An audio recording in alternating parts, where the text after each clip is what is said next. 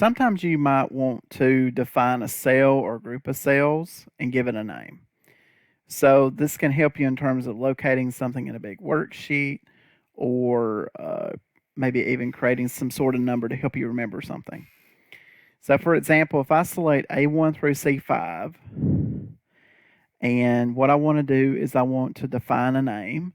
So I'm going to go to the Formulas tab. So I click on the Formulas tab, and I'm going to click Define Name. And I'm going to call this My Range. You can keep it in a workbook or you can put it in a specific sheet. I'll just make it global for the workbook. And then I'll do a comment, something to the effect of this is an example of how to define a range.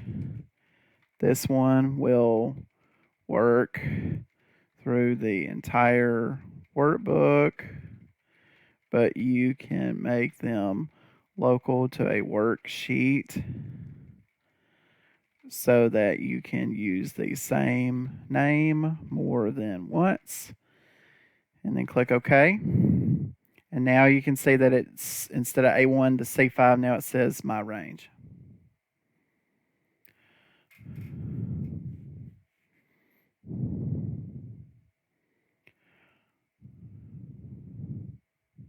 Note that this is a formula, okay?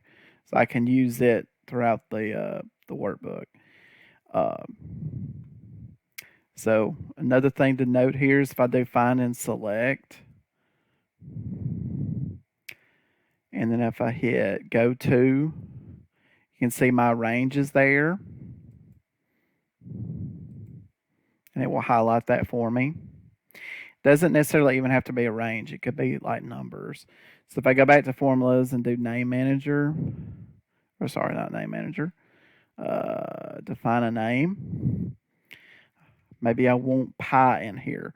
Note that pi is actually a function in Excel, but if I didn't know that or I wanted to specific my own pi, I could type in the refers equal to 3.14159 and click OK. And then with name manager, you can see that there's pi in this workbook. So if I did equal pi,